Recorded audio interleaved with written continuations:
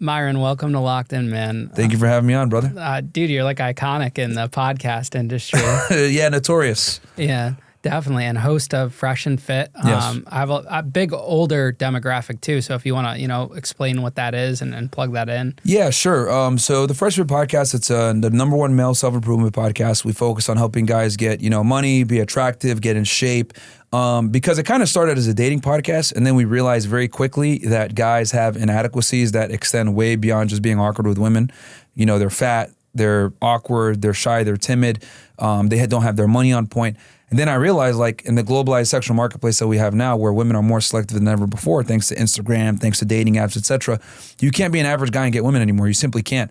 The days of making $30K per year and, white picket fence and a dutiful wife that will sit by your side, it's not going to happen. You have to be exceptional to get a halfway decent girl nowadays. So the Fresh and Fit podcast kind of fills that void and kind of lets guys know about how women have changed too, because guys think that, girls are sugar and spice and everything nice. And it's like, I'm kind of here to tell you the reality of how modern women move now in what I call a deregulated sexual marketplace, which I'm happy to explain that if you want me to. But things have changed significantly from, 1924 versus 2024, thanks to feminism and a bunch of other cultural shifts. Yeah, I had seen your clips like ever since I got on TikTok around COVID. Mm-hmm. And then I see you on Johnny's show and I'm like, why is he on Johnny's show? And I had no idea you used to be a federal agent. Yeah, no, yeah. So I have many hats. People are shocked by that too whenever I talk about like my background. So I was a special agent with Homeland Security Investigations from 2013 to 2020. I left in late 2020, basically because like the podcast started to take off, because I had been running a fitness business while I was an agent. And then I was like, well, if I'm going to scale up, I need to get on YouTube. And then obviously, why do guys get in shape? They want to get girls. And then that led to me giving guys help with the ladies. And then that led to a podcast. And, then they're like, you have to obviously say controversial things to tell guys the truth about what it takes to be attractive with women. You can't be a simp, can't be a sucker. You have to put yourself first a lot of times. And these things are not things that a federal agent should be saying with a clearance, right? So they kind of told me, they brought me in. I'll never forget my special agent in charge, the deputy special agent in charge, and an assistant special agent in charge. They brought me in and they're like, hey, dude, like, what are you doing? You can't be talking like this, And at the time I had one of the biggest national security cases in the country.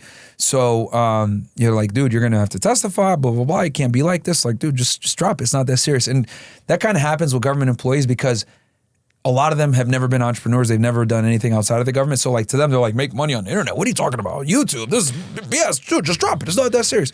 But they didn't see the vision. So, I ended up resigning. I didn't want to leave. I loved the job. It was a fun job. I'm not one of these people that's like, oh, I hate it. I'm a disgruntled employee. I actually loved it. I did a lot of big cases, all types of investigations, whether it's, Mexican drug cartels, human trafficking, human smuggling, arms trafficking, counterintelligence, national security, terrorism. I've done pretty much every type of case you could think of because HSI has a very wide programmatic area, and that kind of filled the void after 9/11 because FBI, well, I'll go into this real fast. So after 9/11, what ended up happening was all the law enforcement and intelligence agencies realized that there was a huge gap in information and people weren't sharing information we're supposed to, et cetera. So the Homeland Security Act was enacted and Immigration Customs Enforcement was created in 2003, or ICE. And underneath ICE, there's two components. There's Homeland Security Investigations. So if you look at it, so you got DHS, then underneath that you got Immigration Customs Enforcement. ICE has two main components. Homeland Security Investigations, HSI, formerly known as the Office of Investigations, and then Enforcement and Removal Operations. So HSI, these are the 1811 special agents, criminal investigators that do the cases, and then that, with a wide range of Customs Authority, Immigration Authority, and then you got Enforcement and Removal Operations who does the deportations.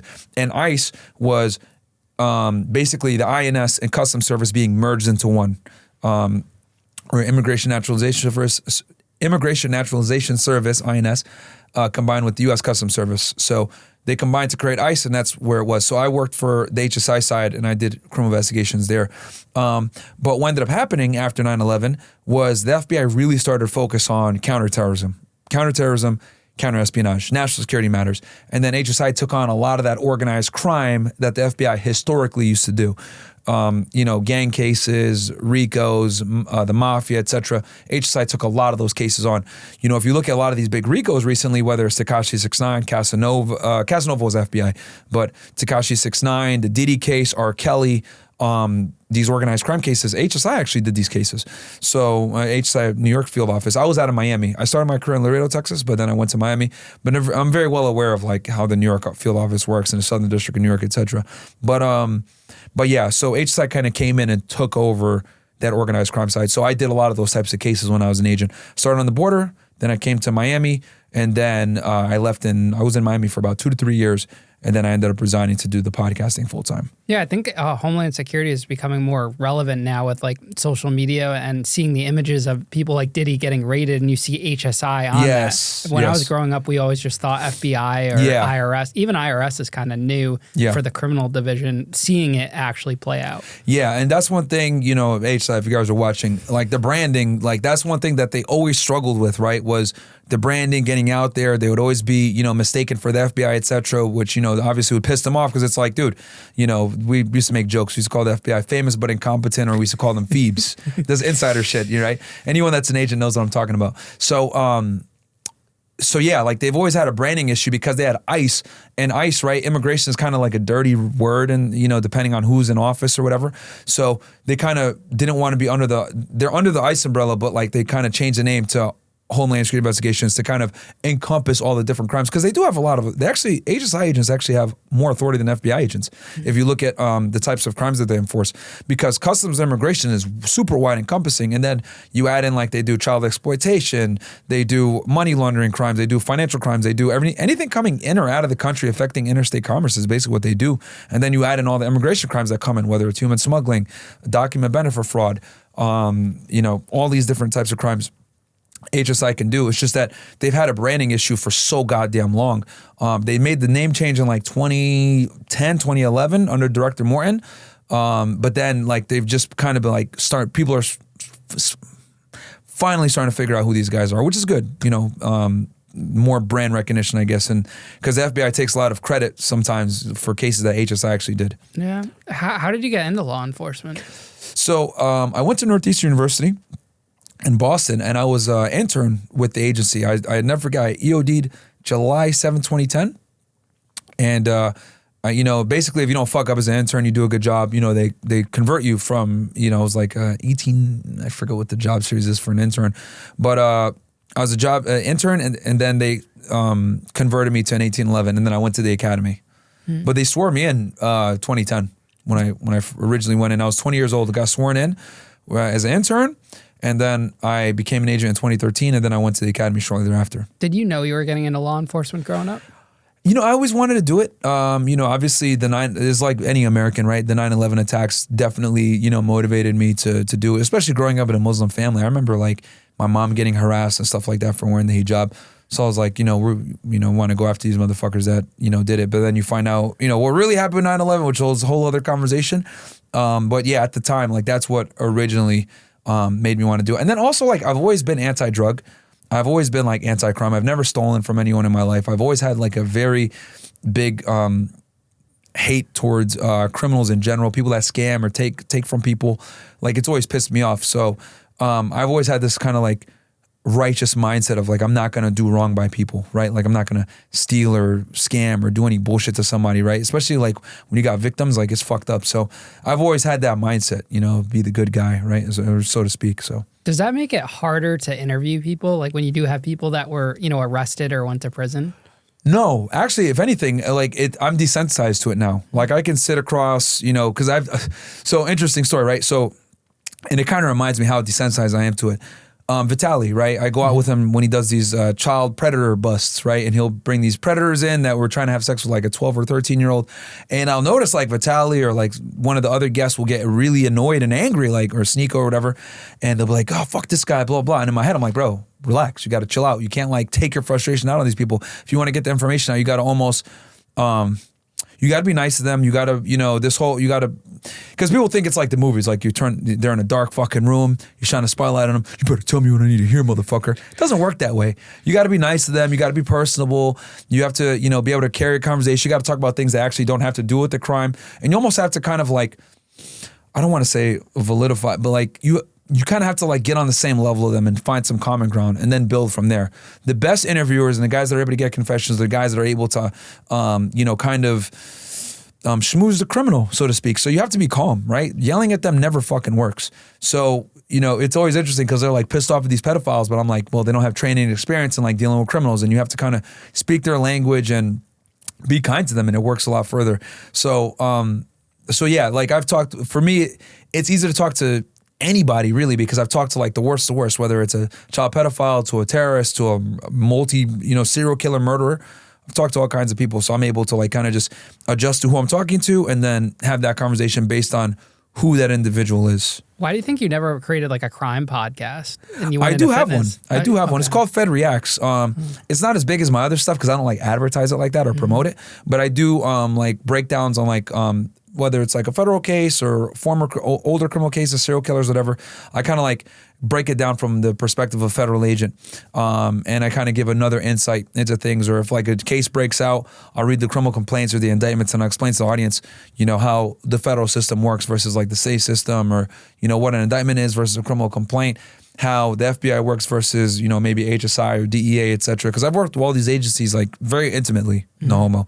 And so I know how they work, right? I've written DEA 6s, I've written FBI 302s, because when you do big cases, it's almost inevitable that you have to work with other agencies, especially if you're going to I've done a couple of, it's called OCDF cases, Organized Crime Drug Enforcement Task Force cases. So you have to kind of work with these agencies, understand what agencies are good at certain things, which agencies are bad at other things, and you kind of have to leverage each other's strengths. So like to give you an example, right? The DEA is fantastic at exploiting phones. Great. Like literally they have contacts over at the main service providers. They could do a subpoena, get it back within hours of toll records, subscriber info, right? That's what they do because drug investigations are heavily dependent upon phones. So that is one thing that they're good at doing. Or getting Title III up to listening to phones. They can do it within a week, have a T3 ready, up and ready, versus like the FBI or HSI takes us, we're much more cumbersome. We're not designed to just go after drugs. Like they're a single mission agency, so they're really good at what they do. Phones is what they do. ATF, obviously firearms, right? You want to go ahead and get a gun traced back, you're going to give it to the ATF agent. He's going to seize, anytime I did a case and we seize guns, I wouldn't take it. I'd give it to the ATF agent. He could go ahead and do an E-trace. We figure out who bought that gun or where it came from within 24 hours, right? They're able to sign up informants within 24 hours. You could be doing a drug buy that same day with an informant, right? Which for a lot of other agencies, HSI, FBI, we're more bureaucratic, right? A lot of paperwork. It's annoying. So they can go ahead and get around that. DEA is also quick at signing up informants too. FBI has a lot of funding. They got a huge amount of money. Not as much as their organized crime squads, but they got great resources. They got surveillance teams. They got resources that they can put into the case to help you out. You need a poll camera, etc. They got their own techs. Great.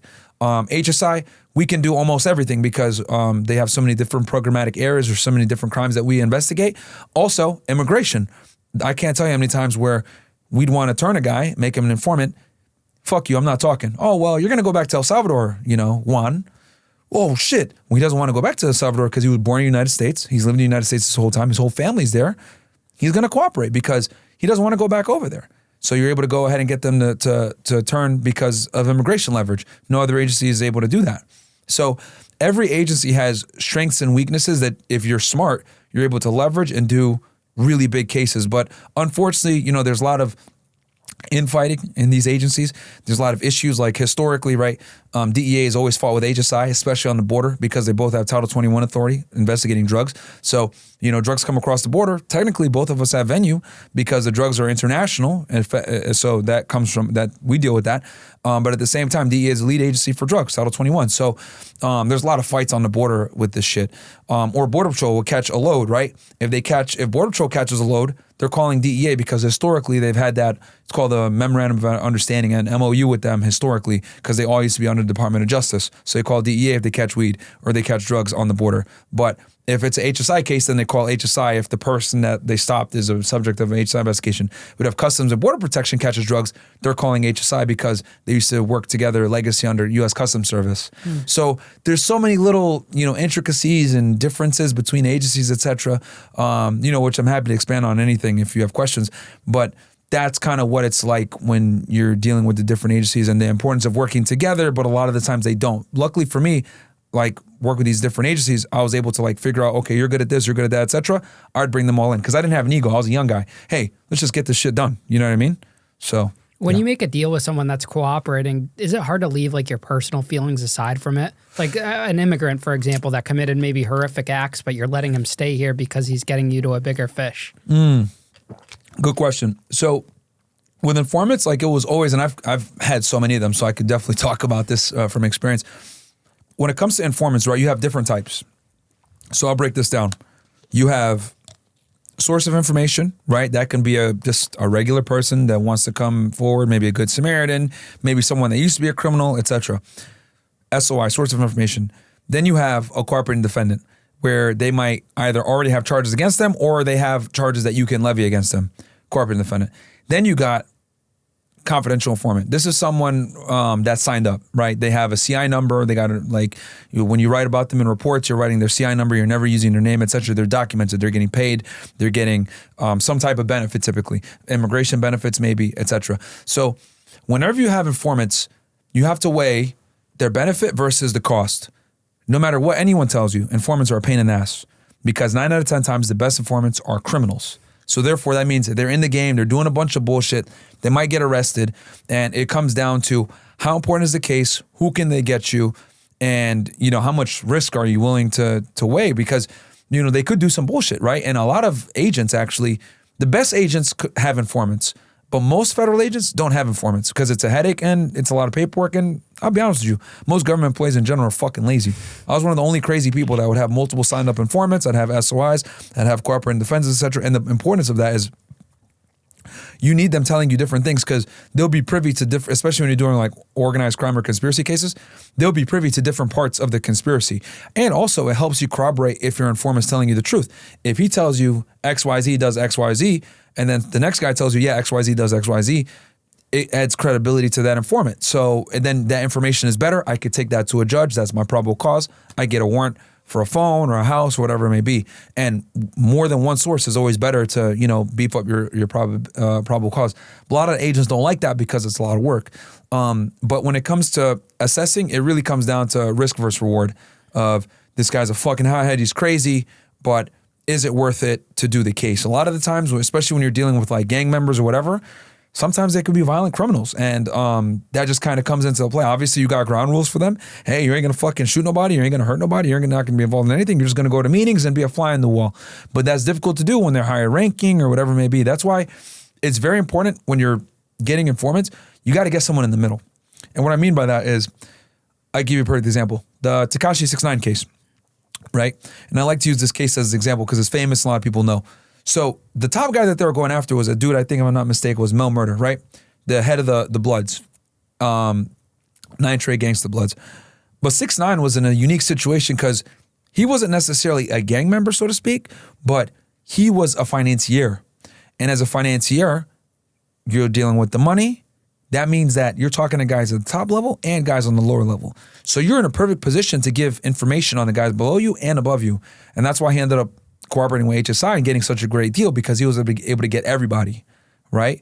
And that's typically who you want to turn. You want to turn to people that are dealing with the money and guys that are in the middle of the organization or closer to the top because they can give you the guys above them and give you the guys below them. But sometimes that doesn't always play out that way. Luckily, you want to get someone that's not violent, that deals with the money a lot of times because they're more privy to the criminal activity on all ends. But sometimes you might have to recruit the fucking enforcer whose job is to whoop people's asses. I remember this when I had a Latin King case. One of my informers was an enforcer. I had to fucking constantly tell him, you can't beat people up, bro. You can't do this shit. You know what I mean? Hey, but he violation, you did XYZ. No, bro, no, you can't do it. Oh, fuck, man. And then on the side, they might tell one of their homies to go beat somebody up. I can't do it right now, Fed's watching. Right? They'll make up some excuse for why they can't do something. But, it's very, it's a pain in the ass. And it's a unique burden and pain in the ass that most people, will never experience, let alone people in law enforcement. So only the best investigators typically maintain informants because of that very reason. Anyone that is on the job will tell you that. So a guy like Tekashi, what do you think about someone like him that gets such a sweet deal and then goes and gets arrested again? And will the feds protect him from that too, or is he done and over with? So with him, he's what I call a cooperating defendant. So he probably didn't get a CI number. They obviously burned him because he testified in court, etc. So he didn't get a CI number. He was basically just working off charges and working off. He probably got a proffer letter, etc. Which a proffer letter is where you're able to, provide information without being charged. You get sitting there with your attorney. AUSA is across from you, the federal prosecutor, the agent, the case agent, or a case agent, and you just give information without getting prosecuted for it, right? They call it king for a day, proffer letter 5K, safety valve and drug cases, all the same shit basically. You could basically speak without being prosecuted for it. And I know you know what that is, but for the audience, like the audience to know. Yeah, for the audience. Ian knows a lot about this stuff, guys. By the way, we had a discussion beforehand. I'm just explaining for y'all. I did a reverse proffer. Yeah, you did it. Where you go and you sit down with the AUSA and you hear what they have to say. Because I went to trial. Yeah. Really? Yep. So my lawyer arranged a reverse proffer. We went to the United States Attorney's Office, and in the room was IRS, FBI. Everyone there surrounded you at the table. Each of the case agents for each agency. Yep, and then the interns that were interning the summer at the prosecution's office. Oh, shit. And it was me and my attorney and my dad, and they tell you, they lay out the case. This is 3 months before they went to the grand jury. Oh, okay. Basically, they gave you discovery beforehand. A little bit, yeah. But at that point, the postal inspectors had just passed it off to the feds. But I tell people all the time, the feds don't arrest you until they have a bulletproof case. Oh, yeah. People don't realize that. Yeah, dude, I could tell you myself. I mean, I didn't go to my AUSA. We didn't even step foot in the grand jury room to indict until they were ready to go to trial. Yeah. And just for the audience to understand, to get indicted, right? Just probable cause, guys. That's nothing. That's like a fucking cop arresting you on the side for a DUI, right? Or smelling some weed in your car. That's probable cause. The threshold is not that high. But at the federal level, they treat it like it's beyond a reasonable doubt. But by the time I'm going to grand jury to indict the guy, I'm stepping in there to testify, the AUSA, the information I've given them, it's beyond a reasonable doubt. They're ready to go to trial the next day. Yeah. That's how federal prosecutors work, which is in stark contrast to the state. The state, they don't give a fuck. They take every case that comes in. They might lose half. They might win half, because they're getting everything from a disorderly conduct, BS DUI, all the way up until capital murder, right? So they're taking everything. So a lot of times the ADAs, assistant district attorneys, don't have the capacity, the bandwidth, or the resources to take on every single case. But the feds, they have the, privilege of being, that's not good enough for us. We don't want it. They can decline cases. So only take the biggest, sexiest cases, and they're not going to come at you and indict unless most AUSAs, on average, carry about 15 cases in the country, average, versus the ADA might have 100, 200, 300, right? And most AUSA's offices are 95% plus prosecution rate victory, right? Where they're getting a guilty plea of some kind, or they're plea bargaining, or they're going to trial and winning, right? So they don't lose, and they pride themselves on not losing. And then on top of that, you got federal investigators who have way more time and resources to do a long-term investigation. They're using Title III, wiretap intercepts. They're using pen registers, trap and traces, phone pings, informants, sources, cooperating defendants. They have state resources because a lot of times they have task force officers that are assigned to the federal agencies that have both federal authority and state authority because they're deputized, right? The TFO, also known as TFOs. So the feds have a lot of resources. Then the other thing, they got time. They got fucking time. They can sit there and watch you for 2, 3, 4, 5, 10 years and then come back and indict you, right? That's how they got Diddy. People say, oh, well, a lot of these crimes happened in 2008. How'd they happen? How'd they do it? Well, they use RICO, racketeering. Now they're able to establish it as enterprise, and they're alleging, hey, well, these crimes have been continuing to happen all this time. That's how they get around the statute of limitations, right?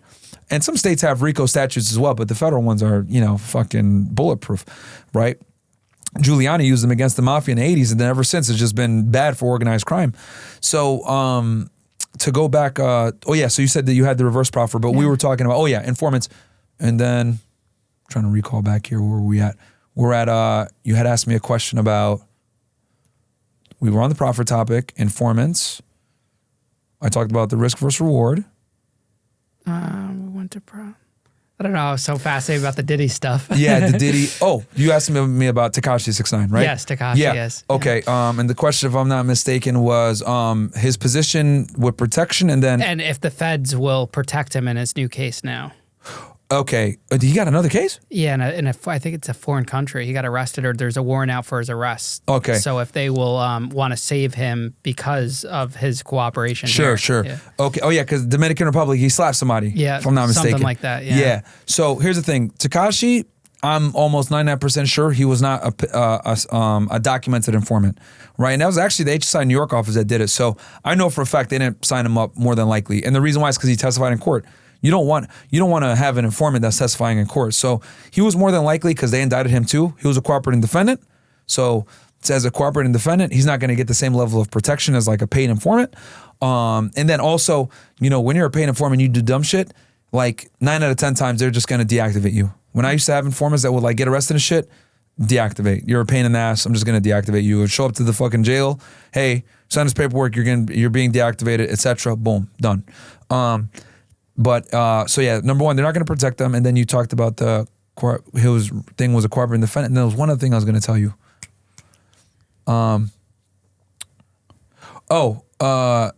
His situation with him. Why? Because you had said how he had gotten arrested or indicted, or were you referring to his Dominican Republic case? I was referring to the new DR case one, he just right? got. Yeah. Okay. And how he like blew it. Like he got this sweet deal, and then he goes and blows it. Yeah. He gets in trouble in DR. Yeah. And then honestly, he also kind of blew it because what happened was a lot of people don't know this. Like so he got arrested, if I'm not mistaken, like November 18th, like 2018, right? Sounds and they had brought him in for questioning like a day or two before, saying they wanted to offer him protection, but then they ended up arresting him.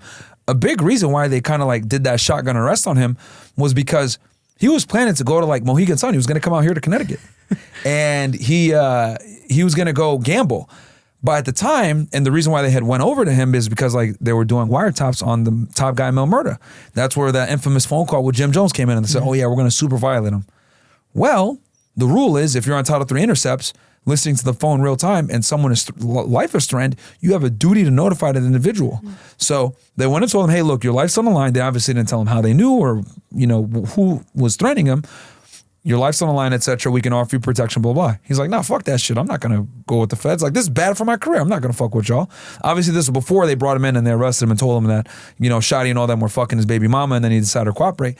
But at the time, that's like death for you as a rapper to your career. Like, nah, I'm not going to do that shit.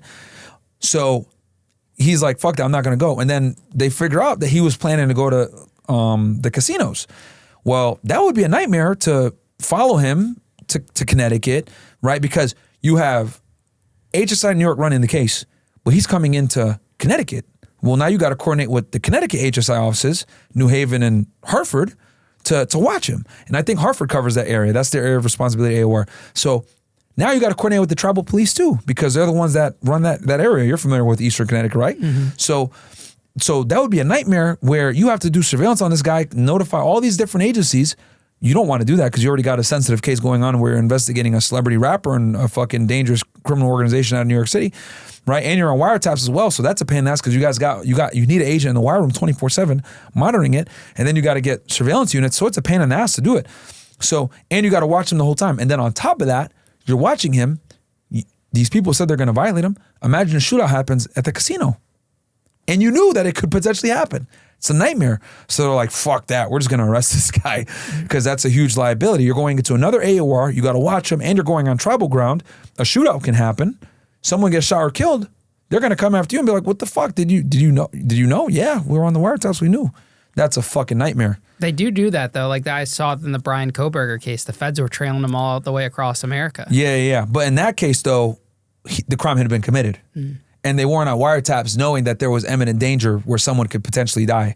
So if they have if they have knowledge that something can happen beforehand on a wiretap, they have a duty to like stop it. You know what I mean? So, or avoid it. But in that case with Koberger, like that's more historical. He committed the crime.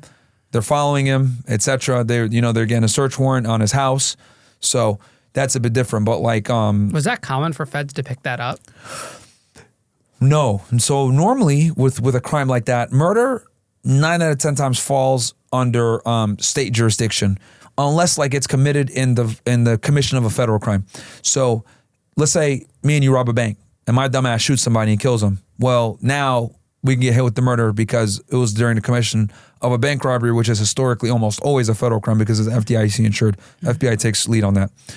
Or me and you are part of the mafia and we're over here killing motherfuckers, right? Murder is considered a crime under racketeering. So that's when the feds come in. Or like you kidnap someone, take them interstate, then kill them after the fact. So there needs to be some type of federal, typically for feds to take a murder case, there needs to be some kind of nexus to a federal crime, right? You kill a federal agent like Jaime Zapata, rest in peace to him. They killed him in Mexico. He was a former, he was an HSI agent that got killed in Mexico in like 2012. So he was actually out of my home office out of Laredo. The Zetas killed him, right? That was a federal charge because they killed a federal agent and they used a machine gun. If I'm not mistaken, one of the guns traced back to Operation Fast and Furious, where the ATF let a bunch of guns walk into Mexico. Big fucking L. One of the biggest. ATF almost got disbanded after that, but that's a whole other story. But yeah, so typically that's how murder investigations fall under the jurisdiction of the feds, or a crime on the high seas, right, where someone's murdered on a boat. Okay. Then yeah. But the state 9 out of 10 times will take it. But the feds can come in and assist. So in the Koberger case, like they definitely came in and assisted because now the guy's going interstate, you know, the state of, because the crime occurred in Idaho, if I'm not mistaken. And he drove all the way to Pennsylvania. So, you know, the feds will come in and help with the surveillance, et cetera. But at the end of the day, the lead agency is going to be, in this case, was it the Idaho State Police or Moscow was the lead? Moscow Police. Moscow Police? Yeah. Really? I think so. Yeah, I think they started because he was being held in Moscow. Okay. And then they just switched it. He just got he won the change of venue. Okay. Oh, so they're gonna move it somewhere else? Somewhere else in Idaho, but I don't think it was probably give them more fair trial. Yeah, like Connecticut, if a murder happens, it would be like the state major crime squad or something. Yeah. But I think Moscow. Because here's the thing. Like here in Connecticut, it's funny. Like we don't really have sheriff's deputies like that here. I was talking to someone about that earlier. It's not a thing here. It's like we just got state police and then the feds and then the local town police. But like you go to other places, they got sheriff counties off. Sheriff's office, etc. So if I'm not mistaken, I thought it was the because I think the local police had it, and then they transferred it to the Idaho State Police, or yes, because that little town, I don't know if they have the capacity to deal with a murder like that. Yeah. So, but that happens often at the state level. You know, it really comes down to the ADA. Like in Texas, for example, because I spent quite a bit of time there. You got the local police, then you got the sheriff's offices, then you got like, you know, state police, DPS, special agents, then you got the Texas Rangers. So if it's like a big murder case, a lot of press or anything like that, Texas Rangers will come in and take it typically. So I wouldn't be surprised if like one of their big state agencies doesn't come in and take it. Like the school shooting that just happened in Georgia, GBI took that one right away.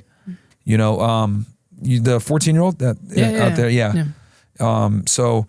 Yeah, the state typically the state like has mirrors of the federal system, but you know, whole other world. Now these huge cases like a Diddy case, for example, how do they originate? Because it's not something where like the state's just tipping you guys off to pursue that into a bigger investigation. I feel like that kind of starts internally, or what are you guys looking for? Yeah, so we won't know until like if there's a trial, or you know, Diddy probably has discovery now. I can only give my estimate, like my what's the word? Estimation, right? I guess that's a terrible word to use, but like my professional opinion. My professional opinion. What's the word when you inference? Inference, or there's the other one. My speculation. Sorry. Okay, that's fair. Yeah, this is why I can speculate. I think the criminal case probably kicked off right around the time Cassie pursued her civil litigation against him, right? I wouldn't be surprised if they read her complaint, or she didn't go to the police already and said, look, he's been beating me. He's been doing all this weird shit. I'm going to file my civil case. And then I wouldn't be surprised if she didn't either talk to them then, or they approached her after the fact. Hey, look, there's some, remnants of potential trafficking here. Can you tell us more? And then someone like a Cassie, which I'm willing to bet she's probably a key witness in this criminal investigation. Because, for the audience that's watching, keep in mind, Diddy has a bunch of civil cases going on, for sexual issues. And he has obviously the criminal case that's being run by Homeland Security Investigations and the Southern District of New York. That's where they indicted him out of. So Cassie probably gave the feds a lot of the information in the beginning that gave them the probable cause to search his homes. Because in my head, they did 2 different search warrants. One in Miami, and then they did one in LA. I know what kind of headache that's going to be, because to get a federal search warrant is hard enough, But to get one on someone's house, you need real-time information from someone that frequents the house as to what you, because, okay, so search warrant goes like this. You need to write up an affidavit that tells you, that gives you the probable cause to go in there.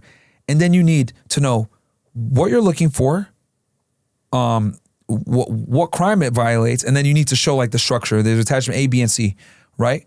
So you need real-time information of like what stuff is going to be there. So the only way you're going to get that is you need someone that had been at the house recently.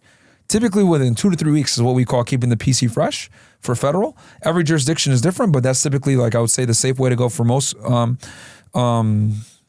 magistrate judges, because the magistrate judge is the one that's going to sign the federal search warrant. So Cassie probably put the feds on, and then she might have introduced them to someone that was going to Diddy's house that could tell them real time, yeah, he has sex videos here, camera system here, blah, blah, blah. And they were able to write federal search warrants. And then not only did they write federal search warrants, they got them for 2 different jurisdictions. So that means that they had to, because a judge can only give you a warrant for the jurisdiction that they're in. They can't, so in other words, HSI in New York, right? The case agent is out of New York City, but you got a location in Miami, Florida, then you got another location in Florida. A judge in the Southern District of New York cannot give you a warrant for a house in Miami, which is going to fall under the Southern District of Florida. So that agent either A, had to fly down to Miami with an affidavit in hand, or tell someone from the Miami field office, hey, here's the affidavit, can you swear to it for me down with this judge? But either way, they had to coordinate with 2 other AUSA's offices to get the warrants pushed through to the judge in these different jurisdictions. That's a lot of man work. Then you have to coordinate with these other offices to simultaneously hit both of those locations at the same time.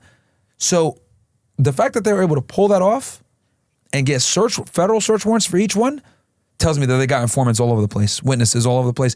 And not only informants and witnesses, people that are close to Diddy at the time the searches were done. Because that information to get into a house, because the house is considered like the top of the echelon when it comes to the Fourth Amendment and privacy and your papers and effects according to the Fourth Amendment. So to search someone's home, you need a lot of probable cause at the federal level. So, and then you go after someone like Diddy, the USA's office is going to make sure every affidavit is T's crossed, I's dotted, is solid, because he's going to come with a legal team the number one thing that legal teams are going to do is go after suppression hearings, right? Oh, this affidavit wasn't good. We're going to suppress all the evidence that you got out of this house. So they're going to make sure every single affidavit is rock solid, right? And then obviously the judge is going to make sure it's rock solid because of who he is. So the fact that they're able to do these coordinated search warrants, they got federal search warrants, tells me that people were very close to him that gave him that probable cause. And I estimate it was Cassie that originally probably helped get the case started, and then she probably pointed them to people that were close to Diddy, because she was married to him. Well, I don't know if she was married to him, but they were very close for years, you know? I remember she came out with that song like Me and You in the early fucking 2000s, and they've been together since then. So yeah, I mean, that's really interesting. So basically the feds don't execute a search warrant without knowing they're going to find something. Yes. And because when I saw him got raided, I knew he was already done back then from my experience with the feds. Yes, dude, because I've ran hundreds of search warrants, man, literally hundreds. Writing paper for a house is not easy. And you can bring any investigator in here and they'll fucking tell you, most of the time they go state. I'll explain what I mean by that. So there's obviously the federal system and the state system. You can push warrants through the state or the federal system. To get a state search warrant is way fucking easier than getting a federal search warrant. So a lot of the times, especially when I used to work with DEA or I used to do drug investigations, dude, most of the search warrants we would do for houses, we would go through the state because it'd be way faster. A lot of the times, these state narcotics investigators had ADA on for speed dial. They had a judge on speed dial. They go to the fucking judge's house at night. Can you search it? Can you sign this? Boom, done, etc. You get in the house, you're legally there. You find drugs, it hits the federal threshold. Now you can take it federal, right? Obviously, the defense attorney a lot of times is going to challenge it. Well, you went under on a state search warrant, and we're going to suppress the affidavit, blah blah. But a lot of time it stands, right? Especially if like you got a competent ADA and it's a good search warrant, etc. It's just the reason why they go state is because it's just faster. Way more efficient than the federal system for getting search warrants. So when I saw that they had federal search warrants, I was like, yeah, it's a fucking wrap. Because you need a lot of probable cause to get in someone's fucking house, dude, at the federal level. And then you have to detail, not just does your affidavit have to detail who you are, your investigation, you have to detail how you know that there's going to be evidence at that house. And then you need to specify what you're looking for in the house. You got to outline everything. Yeah, we want CDs, computers, blah, blah, blah, etc. Because we know that it's going to be this. An informant told us that we were going to find, it's a sex trafficking case, so a lot of pornography probably. We're going to find baby oil, and we're going to find videos, or we're going to find sex dungeons, all this stuff, blah, blah, blah. Which they ended up, they did the searches on the houses, then they indicted him a few months later. So they got a bunch of evidence from the search warrants. Yeah. Do you think he was expecting to get bail? Because I was reading that he voluntarily gave up his jet, voluntarily moved to New York. I feel like they might have been telling him you're going to get bail, or he was just so confident in that. Yeah. So I talked about this with DJ Academics in detail. I'm actually surprised that he didn't get bond. So his defense team, and I got to give them credit, they did a fantastic job of creating a bond package. We're talking about putting up a home. He was telling the AUSAs everywhere he was going. He's like, hey, I'm going to be traveling here. I'm going to be traveling here. And he lives in Miami. I think he has the LA house for sale. But he knew he was going to get indicted soon. So he actually went to New York knowing he was going to get arrested. So his defense team was like super cordial and open with the U.S. Attorney's Office, telling him where he was traveling, et cetera, because they knew that this indictment was coming down. I don't think the AUSA's office was like playing ball like that. They didn't give a fuck. They're like, yo, we're going to still, be aggressive on this guy. But I thought that they were going to, the way because from what I was told and what I had heard was that the U.S. Attorney's Office isn't going to fight to keep him behind bars. They're going to let him kind of, be out on bond, fight the case from maybe on an ankle monitor, house arrest, whatever it may be. And a lot of the times, the two main things when it comes to bond hearings, guys, in the federal system is danger to community and flight risk. So for flight risk, you can't really articulate that because he told them where he was going to be. He surrendered his passport. He was very upfront about everything. Hell, he even made himself available to New York. Extremely cooperative. You can't say he's a flight risk. Then the danger to the community, which I think that's probably what the government argued more, because they did find an AR-15 in one of his houses with the serial number scratched off. That's another federal crime right there. And like just the violence, like how he beat up Cassie on camera, that looks bad optically, even though it happened back in like 2018, 2019. And then the nature of the crime, they can articulate, oh, well, he's trying witness tampering, witness intimidation, etc. Because I think there was some conversation about Diddy's associates that contacted some of the people that want to testify against him and witnesses. So that's what they argued, and that was able to keep him in. But I was surprised because I did generally think he has a good chance of getting bond. Yeah, I did think he was going to have a very good chance, but I think them finding the AR-15 at one of his houses during a search warrant, and then the reports of him potentially doing witness tampering, that fucked him up. And then you look at a case like Sam Bankman-Fried, where they gave him so many chances, and that bond package was a crazy bond package. Yep. With like all the restrictions and everything. Yep. And he just kept blowing it and blowing it and blowing it. Yep. But now he's locked up. He's actually locked up with Diddy. Yeah, they're bunkmates, I think. They probably moved him by now. They might have moved him by now. But he was taking, I don't know if they'd be held together because he was taking pictures in General Pop. Really? So they just, okay, because I know they were roommates for a bit. Oh, do you think that was actually true? No, yeah, it was true. Oh, because he has pics with regular Gen Pop guys. Yeah, I think they moved them now. Wait, Friedman? Bankman-Fried, yeah. Oh, yeah. But I know they put them together for a night or two, something like that. But I do know, because one of my buddies was BOP, so he still has someone that works over there at Brooklyn. And because they said that he was on like suicide watch or whatever, that wasn't true. They just had him in a room where they were watching him and like 24 hours surveillance, and he was by himself because obviously who he is and stuff like that. And after what happened with Epstein, they don't want that. They don't want that again. That would be terrible, especially since the Southern District of New York pushed for him to be held. Well, and they closed MCC too after all of that. I think it's still closed. I don't know if they reopened it yet. Yeah, I mean that jail sucks in Brooklyn. Yeah. Well, that's Manhattan Correctional. That's done. I was in Brooklyn. Yeah. I think hold on. He's in Brooklyn. He's in Brooklyn now. Yeah, but the counterpart to that was MCC. That's yes. I think he might have spent his first night at MCC, and then they moved him to Brooklyn. But I know now he's in Brooklyn. Yeah, I was reading an article that they had closed it because of corruption, and they're like redoing it. I think like a year ago or something. MCC or MDC? MCC. Okay. Yeah, MDC sucks. I was there several times in transit, man.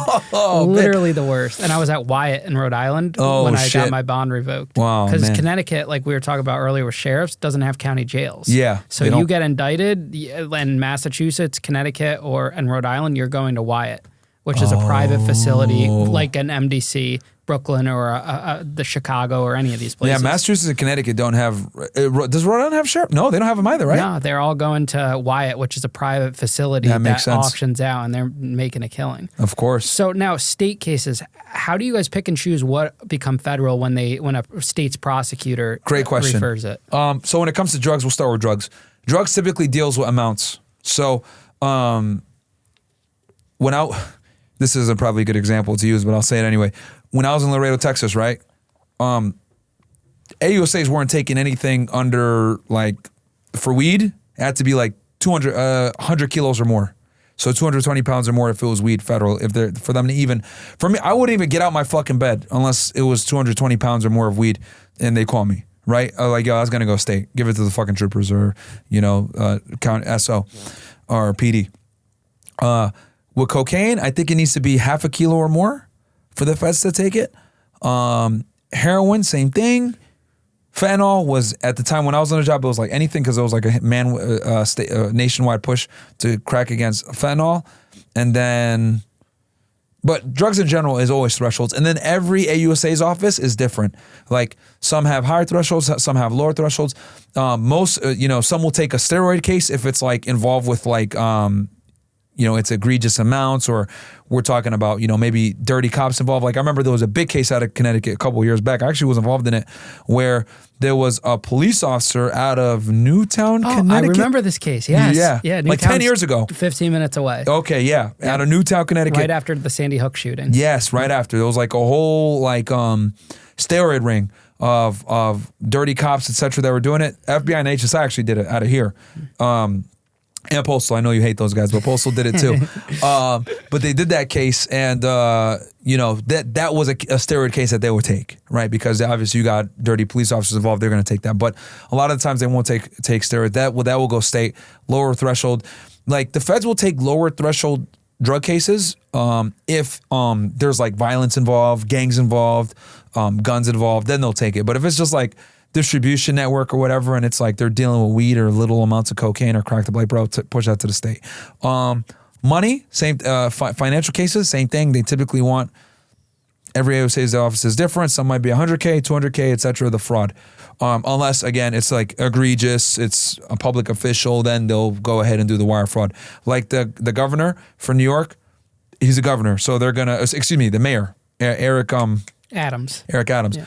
They'll take that wire fraud all day because of who he is, right? Even if it's a smaller amount that they would normally never take, they'll take it because of who it is. So they'll make exceptions if the person is in a position of public trust or if they're famous, because the feds love clout, right? They want to get that big DOJ press release. And then what else? I'm trying to think other crimes. There's other crimes, though, that are federal only, right? So you want to talk about like immigration crimes, etc.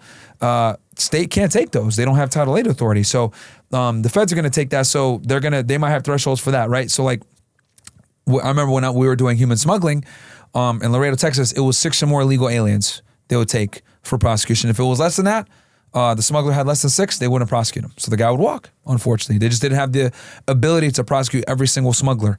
But there's other jurisdictions where it's 2 or more aliens, and they'll charge them with 8 U.S.C. 1324, human smuggling, right? Not to be confused with human trafficking. 2 completely different crimes that often get conflated. So yeah, it just depends on the crime, the jurisdiction, etc. But most cases that don't reach threshold, they'll push it to the state. But then there are some crimes that are exclusively federal that they just won't take because it doesn't hit a certain amount, depending on workload, AUSAs, volume of cases, etc. Why do you think there's more corrupt state law enforcement than there is federal? Like, we always hear about state cops, correctional officers, never hear about feds except for maybe like the BOP. Yeah. The reason why for feds is because I can tell you myself, so I went through a very strict background check. Every 5 years, most special agents have a top secret clearance. So with a top secret clearance, you're getting a background check every 5 years. And that really keeps you honest because they do financial checks. They do background checks with your criminal history. They do your spouse, etc. You're getting a security clearance. So it's pretty extensive. You're doing SF-86 everywhere you lived in the past 10 years, drug tests, etc. So the feds do way more background checks than if you got a top secret SCI. I think it might be every 3 years. So They just do more background checks. The background checks are more stringent. And just a lot of times you're held to like just a higher standard in general. So that's why you don't see corruption at the federal level. Of course, there's corrupt federal people as well, of course. But the reason why it's like an anomaly when a federal agent gets arrested is because the background checks are just way stricter. Do you think it also polygraphs, all that shit? Do you think it has to do with also the proximity of them dealing with a criminal? Like I had the Homeland Security agent that we connected about, where you commented on, and he was internal affairs. He was talking about how the Homeland Security agents working the prisons get easily corruptible. Yeah, so it depends, right? So so you're probably talking about enforcement and removal operations, ICE, the deportation guys I explained before. So ERO deportation officers, like they're dealing in the jails, right? And they have their own whole immigration system that they deal with. Like they don't have a top secret clearance. So they're not going through nearly the same level of background check as a special agent is. Gotcha. So, and then also the other reason too is because like there's a lot of oversight too. So like, and on top of that, like federal agents don't have that much authority. As much as people think they have all this power because they're feds, they actually don't. A little secret that people don't know is federal agents can't make probable cause arrests. They really can't. It's very hard to do it. It's very uncommon. So when I was on the border, right, and I'll explain what I mean by this. When I was on the border, Customs calls me, hey, we got a guy at the bridge here. We caught him with 3 kilos of coke. All right, cool. I show up, talk to him, blah, blah, blah. He confesses. All right, cool. I got an iron case, right? I'm still going to call AUSA and get prosecution accepted. I'm not taking that fucking guy to the jail until I get concurrence from an AUSA. The United States Attorney's offices dictate who gets arrested and who doesn't. It's not the federal agents as much as people think. You do the investigation, etc., but the AUSA is making the final call if that guy's going to fucking jail or not. And then if they say yes, then you file your criminal complaint and he gets into the federal system. You contrast that with the state system where trooper catches you on the side of the road, he smells weed, all right, he catches you with a roach, arrests you, puts you in fucking jail, depending on what state you're in, if it's not decriminalized, of course, but I'm just using an example. Puts you in jail, writes a report, gives it to the DA. DA can choose if they want to, sorry about that. Yeah, you're good. Let me put this on silent. The DA chooses if they want to go ahead and prosecute it later or take it to trial or whatever, but they could throw it out because they don't give a shit. They don't have to worry about stats like the federal system does. So the AUSA's, that same pickiness with taking on cases, they're picky with also when you call them. So most feds don't make probable cause arrests like I just described, where you're getting something kind of handed to you. Because on the border, people are getting interdicted all the time by Border Patrol, Customs, and Border Protection, et cetera. So like I had a lot of those types of cases, but that's not the norm for federal agents to respond and do what I call a reactionary case. Most of the time you're doing proactive investigations and you're working with an AUSA from the beginning and it's more long term. But you're not arresting anybody until the AUSA either takes you to grand jury and you indict, or they say, all right, let's do a criminal complaint. You type up the criminal complaint, you give it to AUSAs. Hell, in some jurisdictions, like in North Carolina, et cetera, the AUSA writes the complaint for you. I used to laugh. I used to go like other jurisdictions or like anytime I'm traveling to go arrest somebody. Some of these other agents, like when I was a border agent, go somewhere else. I was like, all right, we're going to do a complaint or what? Yeah, AUSA's right typing up. I'd look at them like, what the fuck? Your AUSA types your complaint? That's fucking crazy to me. But, that just goes to show like, how selective AUSAs are with taking cases. So that's another reason too why federal agents don't have as much power as they have.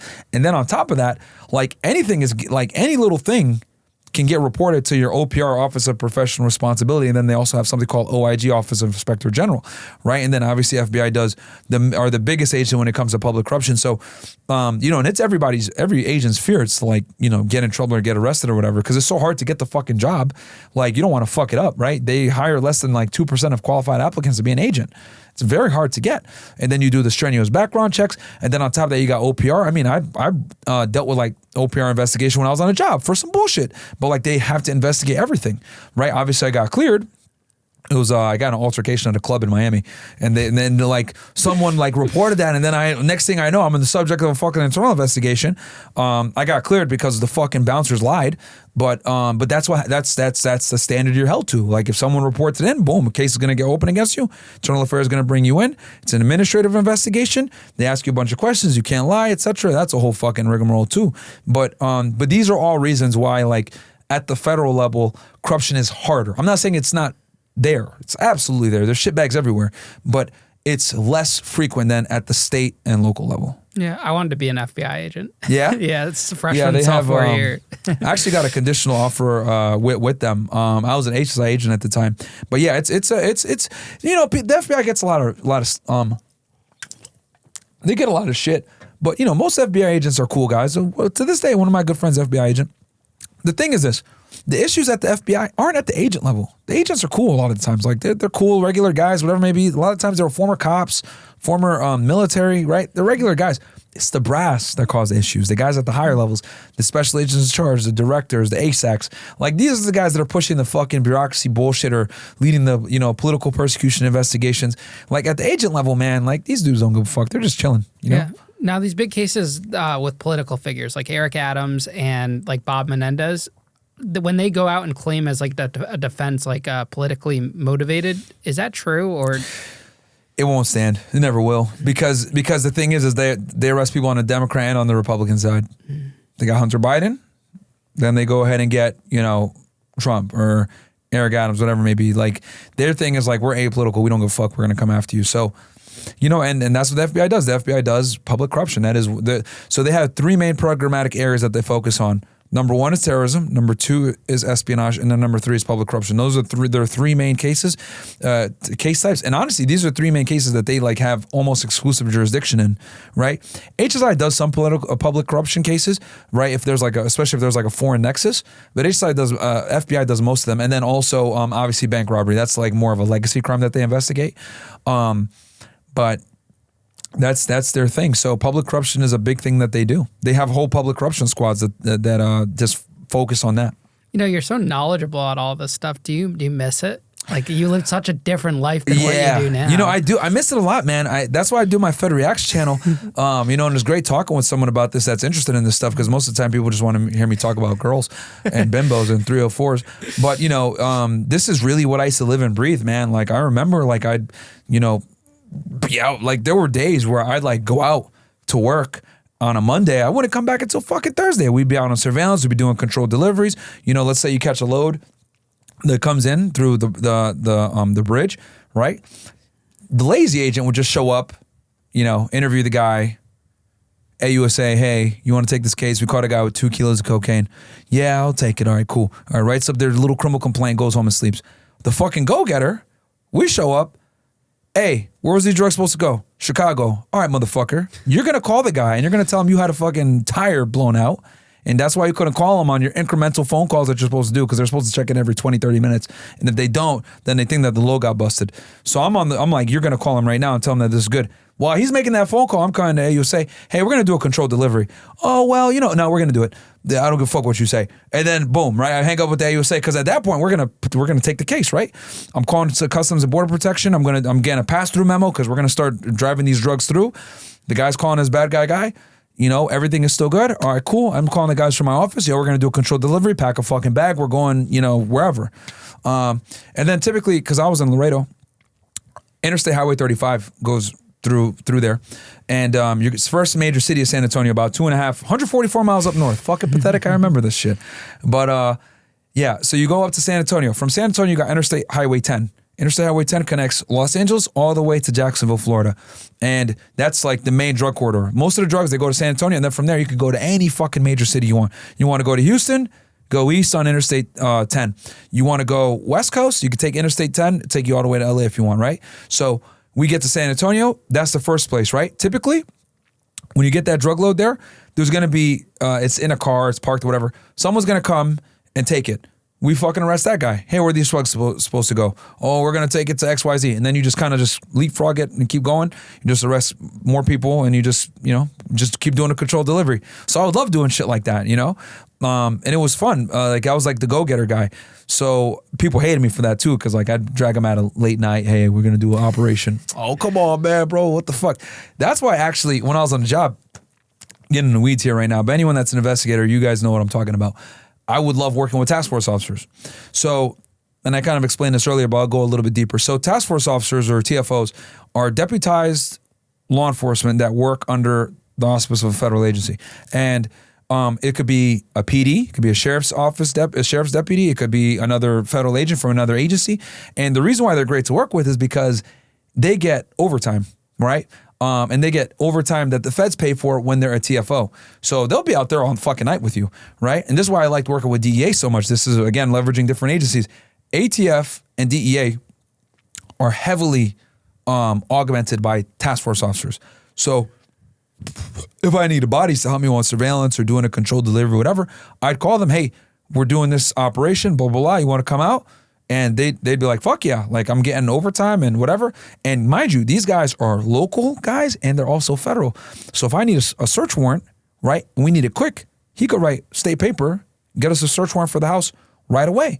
And he can also get a local guy to do a traffic stop. We want to get this guy identified without him knowing that the feds are on him. He could go ahead and do a traffic stop and make it look fucking natural. Oh, yeah, sorry, busted taillight, blah, blah, blah. Figure out who he is, figure out who the guy is with him in the car. So that's the beauty of having task force officers. I've always said task force officers are way more useful than fellow special agents because they have state authority and federal authority. You want to bust them on some state charge and bring them in for an interview? They could do that. Do you think all these separate agencies are needed, or can it all be combined under one roof? Good question. So I kind of ran into this when I was working with the Canadians because they have the RCMP and the CBSA. I had a big national security case with Sri Lankans, and I worked with them, and I saw that they kind of had it more where they had one federal agency, main federal agency, RCMP, who was there like FBI, and then you have CBSA. And I think the way we have it in the United States is good, and I'll tell you why. It makes all the agencies extremely competitive for stats, for arrests, etc. And it really does, like, it creates issues like I mentioned before with like the Title 21 between HSI and DEA, and FBI fights over drug cases too because they do drug cases. But it keeps things competitive and it really makes you work. So I think it's good because it keeps that competitive element in there, especially when so many fucking federal agents are lazy. I'll be honest with you, like so many of them are fucking on retirement row, just chilling. Oh, bro, why you gotta be a go-getter? I remember all the time, bro, why? You live 9 to 5, man, 9 to 5, slow down. I don't give a fuck. So, and the thing is with feds too, you don't get overtime. That's why a lot of them are so fucking lazy. So feds get paid on something called law enforcement availability pay, LEAP. So it's 25% of your base salary. So let's say you started your career, like I started out making like $50K a year. You get 25%. So that's $12.5K added to your salary. So that's $62.5K per year. That's it though.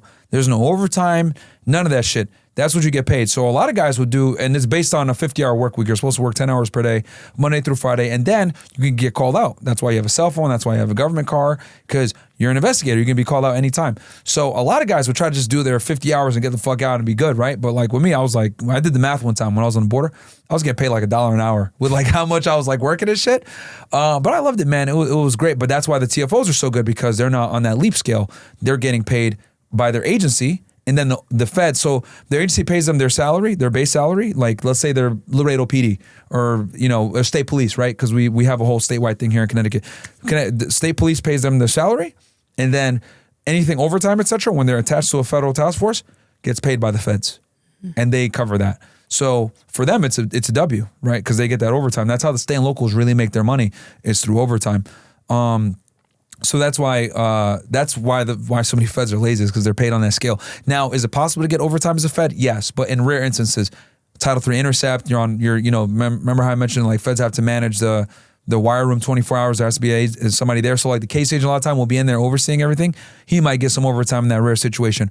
Or protection detail agencies, Secret Service and Department of Diplomatic Security Service, DSS, protecting foreign dignitaries and protecting the president, or foreign dignitaries that visit with Secret Service. Those are two main protection agencies at the federal level. They get a lot of overtime. If you want to make money, actually, Secret Service is the way to go. If you just care about making money and traveling, Secret Service is where you go. But that job fucking sucks. Oh, right. Because I've done Secret Service details. Fucking blows, dude. Like you're sitting there guarding a fucking trash can, like, because you're not protecting the president a lot of times. You're protecting like some fucking random person, or maybe like a former president's like kid or some shit. Like it's bullshit, bro. It sucks. Or like when the UN comes in, you're protecting a foreign president. I did a protection detail one time because HSI heavily augments Secret Service, especially during campaign times, which we could talk about the whole Trump assassination too, where the fuck ups were on that. But HSI agents heavily augment that. So what ends up happening is you got an HSI guy who has like active cases, shit that he's got to do back in office, but he's here in fucking Milwaukee, protecting a foreign dignitary, whatever. It's like, what the fuck? This shit sucks. So I protected President Congo back in the UN 2017 sucked, dude. I was like, wow, I can never do this job. Like, cause you're doing like 12-hour shifts. You're sitting there in front of a door with a fucking suit on. It just blows. And they don't do criminal investigations like that, Secret Service, especially now. Like, their main focus is protection. So like, and the AUSA's office never wants to take cases from them because they're always like gone, right? Because they actually do a lot of financial investigations. Counterfeit and stuff. Counterfeit money is their big thing. And then also credit card fraud and like retail scamming. So, but they can like never fucking do their cases because they always got to do protection. And they're severely understaffed because the problem with Secret Service is, and this is a big issue that with the whole Trump thing when I've talked about it, is since Secret Service relies so heavily upon other agencies to help them, a lot of time you don't actually have real Secret Service agents doing the protection details. It's HSI agents and other agencies. So they have like a manpower issue, like a huge manpower issue, because anytime like a lateral gets announced where you can transfer to a lot of them, like a lot of HSI agents are former Secret Service because there'll be a lateral. So what'll end up happening, since they're all under DHS and we all go to the same training in FLETC, criminal investigator training program, CITP, and then you go into your add-on, right? So in this case, Secret Service has an add-on, HSI has an add-on. Like Secret Service guys, they can literally transfer over to HSI and leave Secret Service. So they come on over to HSI because they're all 1811 special agents, and they'll leave Secret Service because it sucks. They have the highest divorce rates, so some of the worst work-life balances. So a lot of them leave and come on over to HSI to have a more stable life, have one field office, not travel as much, actually do investigations long-term, better work balance. And then another agency, if we're going to talk about the worst agencies that people to work for, Secret Service, U.S. Marshal Service, fucking sucks too. Everyone thinks, and it's cool because like, it's interesting because everyone thinks these two agencies are so cool, fucking blow. Because Secret Service, people think, oh, I'm going to be on the Fugitive Task Force. No, you're not. You're going to wear a fucking suit and protect the magistrate judge all day, asshole. You're going to be in a fucking courtroom, right? Fugitive Task Forces, you're either A, you're a senior guy and you get in, or B, you do it for rotation. So a lot of marshals offices, the way they'll do it is you'll do, especially with like newer guys, they'll do 2-3 months where they do Fugitive Task Force, then they get rotated into the court system doing protection. Then they go into like the jail system where they're like dealing with the bodies. Because when people first get arrested, the marshals process everything. It's not BOP, it's the marshals. So they book them and do all that shit. Then once they get like convicted, then typically they'll be done with BOP, unless you're in certain jurisdictions, like, right now with Diddy, he's being held at MDC, etc. But like a lot of the times, like that's still considered like a marshal body. He's still like, the marshals are the responsible for the body. BOP houses him, but he's technically a marshal body until he gets sentenced by a district judge. Then he goes to the BOP. And then the other agency that sucks, let's see here. You got Secret Service, definitely, and then marshals. Oh, and then witness protection. So few of them actually do that shit. Like that's like, and it's so hard to get. Like the only time I've ever seen witnesses actually get witness protection is like they were like a member of the Mexican mafia or the Bloods, and they like put like 30 of them in jail for like a RICO. All right, you're gonna get witness protection for obvious reasons. Like you're gonna get killed if you go back out on the street because you testified against one of the most violent organizations. But it's very hard to get it, and very few marshals do it. Most of the time, you're gonna be stuck on processing bodies or in the fucking court system, like doing protection. Sucks. DSS also kind of sucks, but the difference there is like you're international, so like meh. But they don't really do criminal cases like that either. And if they do, it's like bullshit, passport fraud. Bro, who's gonna, AUSA ain't gonna take that shit and the guy's gonna get like a fucking year. I think like Tony Yayo from G-Unit got like hit with a passport fraud case. Bro, nobody gives a fuck about that shit. And then HSI picks up a lot of those cases. We could do passport fraud too because HSI has immigration authority. Wow. So, I'm trying to think. DSS, like, I mean, that could kind of, if you like doing protection and like being international. What else? I'm trying to think. I wonder Fish and Wildlife. But they work alone. That's pretty boring. Yeah, like that's more compliance. FDA has a lot of compliance. They don't really make that many arrests. Like they're finding people more. IRS, criminal investigation.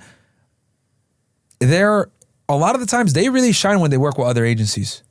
Like they work really well with DEA because like DEA will do the criminal side with the drugs and then they'll do the money side. Like with the cartels and everything. Yeah, like that's where, IRS shines when they're on other investigations with a lead agency. They don't really do well by themselves Because for them to like take a tax case on or whatever, it's got to be egregious.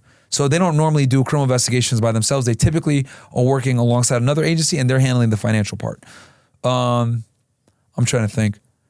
I would say the two best agencies to work for if you want to be a special agent are FBI and HSI, for sure. Because of the complex different types of crimes that you can do. Because like both of them have like a wide array of crimes that they could do. FBI, you got public corruption, bank robbery, violent crime.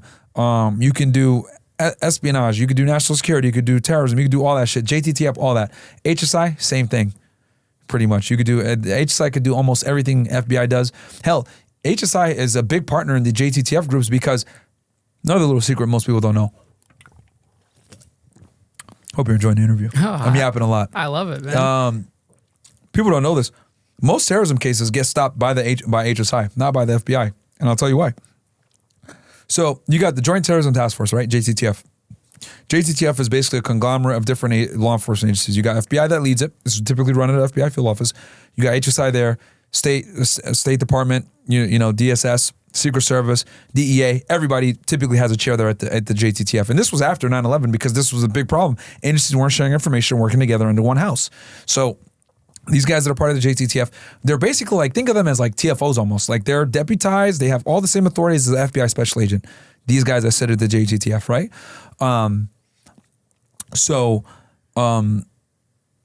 What ends up happening a lot of times is the bread and butter charge for the FBI a lot of times is material support for terrorism, right?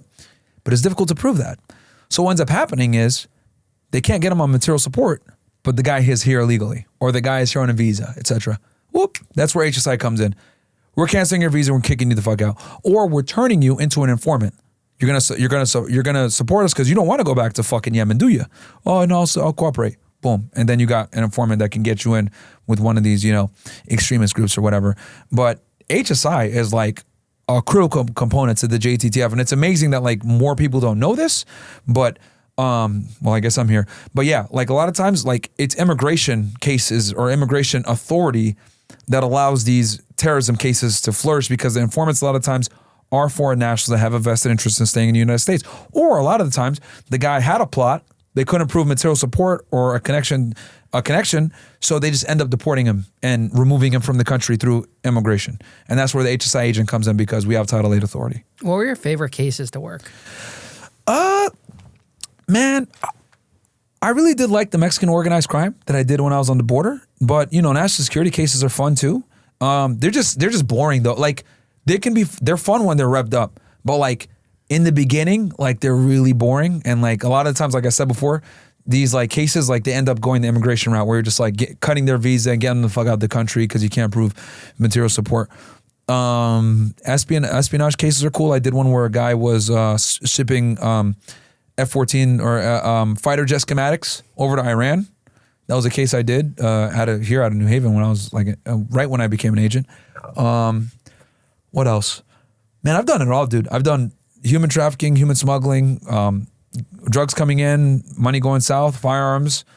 Did a lot of firearms cases. One of my good friends, even to this day, ATF agent. So I would call him for everything. So anytime I was doing surveillance or some shit like that, I'd be like, hey man, we're gonna do this or whatever. Or if I got a gun on another case, I'd give him the gun because number one, it's easier for them because they can like do an e-trace and find out who got the gun right away.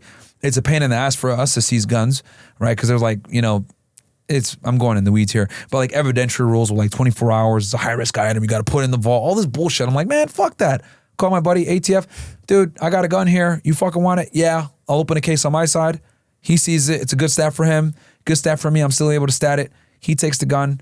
You know what I mean? It's easier. It's better with them anyway because that's their bread and butter. I can get an e-trace done in 24 hours. And that's the beauty of like leveraging relationships and knowing who to call. I got a case where I need to get a phone call on someone quick. I call my buddy DEA. Hey, this is what we got going on, blah, blah, blah. You want to jump on this case? Sure, I got you. Boom. You know what I mean? And you work with these guys. Like, and I'm proud to say, like, I was able to, like, one of the few agents, like, I remember my office in Laredo, they used to fight with DEA, man. Like, the damn near, like, coming to blows because we all used to sit in the same office. HSI, FBI, DEA, we all sat in the same office right there on, it's public, right there on fucking Shiloh Ave, 109 Shiloh Ave, right there. And a I was one of the few guys that was HSI that can go to the DEA office and they didn't like hate me and shit, or not let me in. Like they had a rule, like they wouldn't let HSI agents in, right? It was very bad because like it's you're on the border, both have Title 21, both can investigate drugs, so you're looking at the same targets, like it's causing issues and shit. I was like one of the few guys, like they trusted me, they liked me, I got along with them, I had good relationships, I could make a phone call. I remember one time we had a murder for hire case. I was able to, like, a bunch of the guys in my office weren't available. I hit my guy over at DEA. We had like 20 DEA agents out helping me out with the surveillance, right? And we're in this fucking rural ass town in Texas, Cotulla. And you look that shit up on a map. Again, we're fucking middle of nowhere. But, that ended up working out well because, like, having those relationships. So, and that doesn't apply for like law enforcement, but like anything in life. Podcasting. Podcasting. You want to be able to network. You want people that like you, being trustworthy. But the reason why is because like I always stuck to my word. If someone like, if I said, hey, I need help or whatever, they come out and help me. But then if they asked me for help, I always came out no matter how I felt. Like I'm going to be 2, 3 o'clock in the morning. You call me. I might be fucking tired, but I'm going to show up. And then people remember that shit, especially when so many different agents are lazy or whatever. When, and this applies to everything in life. Like if you're there and you're available and you're able to help people out, they're going to go the 10 mile to help you. Yeah. Were you always entrepreneurial, like as a kid? And No. So it just like kind of flicked like halfway through So to do the special agent position is like a job where you have a lot of freedom. Like you kind of come in when you want, you leave when you want, unless you got like a stickler of a supervisor, like you could really do whatever you want. And like for me, since I was always working, my supervisor never bothered me ever. Like every supervisor I've had was always good to me because I was always like making arrests out and doing shit. So they never called me like, where are you at or blah, blah, blah. Like I remember I used to go into the office at like 5 p.m. sometimes. And like I'd like work at night and no one gave a fuck because it's normally a 9 to 5 job. But I'd work at night because like I did drug cases and shit like that. So you had to like a lot of liberty to do things on your own time. So I guess like that mindset, I kind of took it to me with the entrepreneurial side. But like, yeah, dude, I'm not gonna lie. Like when I transitioned over, I wasn't expecting to resign. And I left on good terms. Like I didn't like leave. Like they were shocked that I was leaving because like I had a big case at the time. So like, why are you sure you want to leave? Are you sure? Everyone called me, dude. The people, agents from Laredo that I worked with, like, dude, I heard you're fucking resigning. Why? Don't fucking leave. What are you doing? Because they're government employees. They're not used to like leaving. And because you got a government check coming in every 2 weeks, nice and safe, retirement, benefits. Like going the entrepreneur route was unheard of. No one leaves that fucking job. And then like I explained to you before, like it's so hard to get it. Mm-hmm.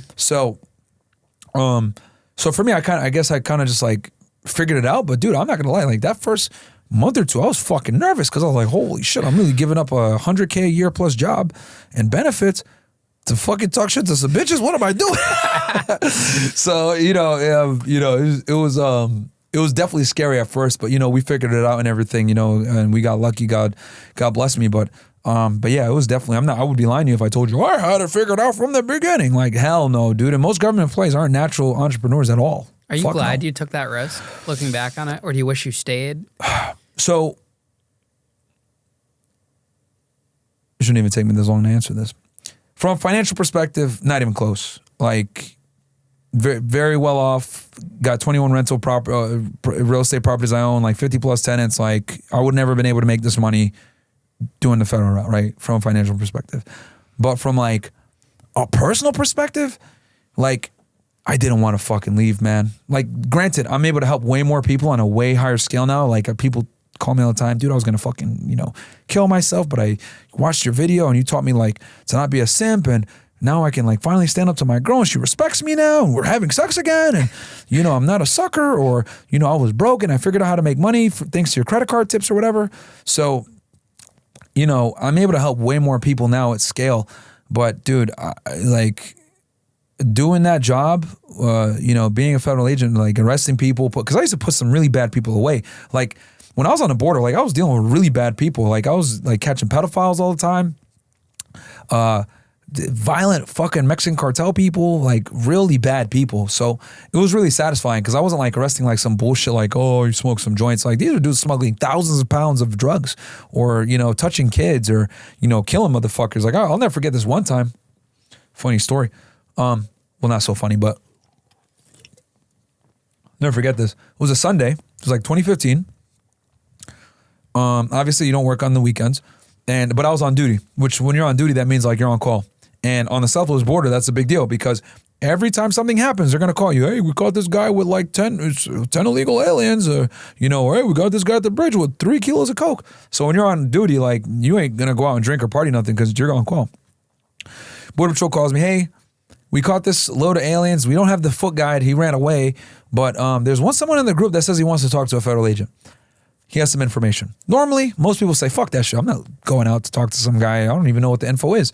Like, fuck that shit. I'm not going to go. But I say, you know what? Fuck it. I'll go. I go. Border Patrol station. I'll never forget this shit. It's Laredo South. Right there on fucking Shiloh Drive. Walk in. Got my little polo shirt on and shit because I'm from New England, right? Connecticut, right? Got my fucking Ralph Lauren and some fucking boat shoes and shit. They look at me like I'm crazy. What the fuck is this guy? And I'm black too. Everyone there is fucking Mexican, right? Or I'm an Arab, whatever the fuck. Whatever people want to call me nowadays. So I walk in. All right, where's the guy? Brings me this little fucking Mexican dude. And the Border Patrol agent tells me he doesn't want to talk to any of us. He wants to talk to a special agent. He wants to talk to an investigator. He doesn't want to talk to us.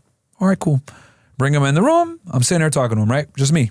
Because I didn't want to bother anybody, right? Like, that was one good thing. Like, if I called you, that meant like I really needed you, right? Like, normally you're supposed to interview a guy with 2 people, whatever the fuck. But like, this guy's a source. He wants to help out. Let me see what the fuck he's got to say. See if it's even worth it for me to call somebody here.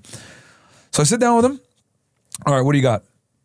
Hey, I used to work for one of the Treviños. I think it was his brother, something like that. Miguel Treviño Morales was like the main guy. He was Z40. So this guy did protection for his detail, right? And the way, just so people understand, in Mexico at the time, because Laredo is across the river. So you got Laredo, Texas, and then you got the Rio Grande River, and then you got Nuevo Laredo right there, which is within the state of Tamaulipas, Mexico, right?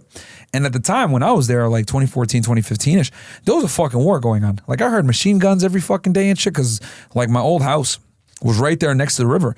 So you better hear it. And it wasn't like the police fighting the cartel. It was the Mexican Marines. It was like these guys were militarized. And that's one thing the Zetas were known for, is being militarized, because a lot of them were former Mexican Marines. So this guy, back to the story, I'm sitting there talking with him. He's like, yeah, I work for one of the Treviños, etc.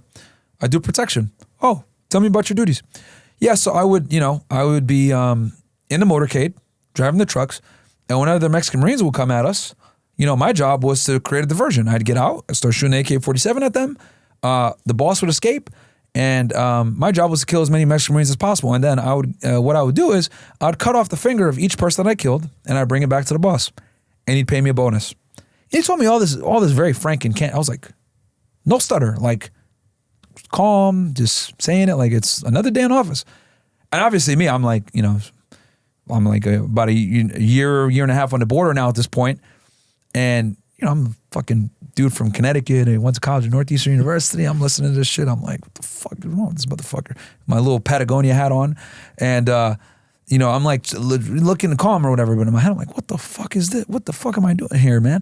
And he's just like talking about it. And he's like how he would get paid like a bonus for every body part that he brought. And I was like, holy shit. So, and then he mentions my supervisor at the time, like my second line supervisor, not my direct supervisor, not the supervisor special agent in charge, but an assistant special agent in charge. I used to work with XYZ. I used to provide him information. I was like, oh shit, really? So I'm like, okay, well, give me a second. I go on and call him. Hey, this dude is here. He's providing information, blah, blah, blah. And at the time I was in a human smuggling group, and I called the guy. I was like, hey, is this guy legit? Blah, blah, blah. Have you worked with him? He's like, yeah, this guy, oh, he's back. Well, the first thing is that he's back. I was like, hey, is he legit? He was like, yeah, he's legit. I was like, oh shit. I was like, well, he's here. He's in America again. He wants to provide information. He wants to flip. He's like, all right, I'll send one of the guys from my group. Because at the time, we had a border violence / kidnapping group. So I was that's a whole other squad that does that stuff. Mm-hmm. So one of those agents responded and kind of took it from there. And I went home because I was like, bro, I got shit to do. They might call me for whatever. But that interview sticks out to me because of just like how cold and callous he was about it. Like, it was just like, just a job. Killing motherfuckers and chopping their body parts off so that I can get a little bit more money. And he had like kind of tried to come to the United States because he had family here and shit like that. So he was like, look, I want to cooperate and, just in exchange, and I'll give you the Treviños, but in exchange, I don't want to, I need protection and the ability to stay in the United States. So I don't know what ended up happening. I'm assuming he probably provided information or whatever, because that second line supervisor, when he was an agent, he was a rock star agent, he was a very good agent, very respected in the office. So when he told me, oh yeah, no, he's legit, whatever, I was like, okay, cool. And then he told me to call this other guy that I was friends with that was in the kidnapping group or border violence group. I called him and he showed up and dealt with it from there. But yeah, man, that's just the type of people that I was around all the time. So that's how like I got quickly very callous to dealing with like some of the worst fucking people. And that's just one story I can give. I've dealt with, you know, murderers and killers and pedophiles and all this shit. And you kind of have to put on that poker face when you're talking to them. When he's telling me this shit, I was fucking like, holy shit. Just the candidness of how he would do it. And then also he would like went into detail of like how he would like make sure they were in pain and he would torture them sometimes. And he had like a whole like kill list of the people he took out and all this shit. And he did it because there was financial incentive for him to do it. The more Mexican Marines he killed, the more his boss paid him. Insane. Literally a crazy world. Dude, fucking wild. You know, you're some dude from Connecticut, fucking New Brain, and you're listening to this shit, like, holy fuck, man. No, I love these type of stuff. It's so fascinating, and someone that has like the insight, knowledge. Southwest border is another world, dude. Yeah. It's another world. It's not like America. Yeah. It really isn't. Whether you're in fucking Laredo, Del Rio, El Paso, Nogales, you know, San Isidro, right? Like anybody that works customs or HSI on the border knows exactly what I'm talking about. And most HSI agents have to start their career on the border. But I thank God I did it though, because on the border, it's like dog years. Like 1 year on the border is like the equivalent to like 7 years in like in interior offices. Because you're getting called all the time. Like you're on duty, right? You're on call. I'll never forget my first day on the job. My first day on duty. So I report in 2014, sometime in like August. Like September is the first time I'm on call, right? And you're on call for 24 hours, right? Contrast that with if you're like in an interior office, you're on call for a week. On the border, you're only on call for like between 6 to 24 hours because of the call volume. So first day, I'll never forget this shit. Border Patrol calls me. Hey, we got a guy here, full guide, 6 illegal aliens, etc. That's obviously above AUSA threshold. I'm responding. I go over there, talk to him. He confesses, yeah, I was smuggling these aliens, blah, blah, blah, right? I'll never forget. Leo Bardo was the fucking guy's name. Public case now, so it's whatever. I won't say his last name. But hook him up, take him to the jail, right? Drop him off at the Webb County Sheriff's Office jail, right there on Interstate 35, all the way down, boom, drop him off. Get another call. Hey, we got a truck driver here. He got caught with 11 illegal aliens in the back. Oh, shit.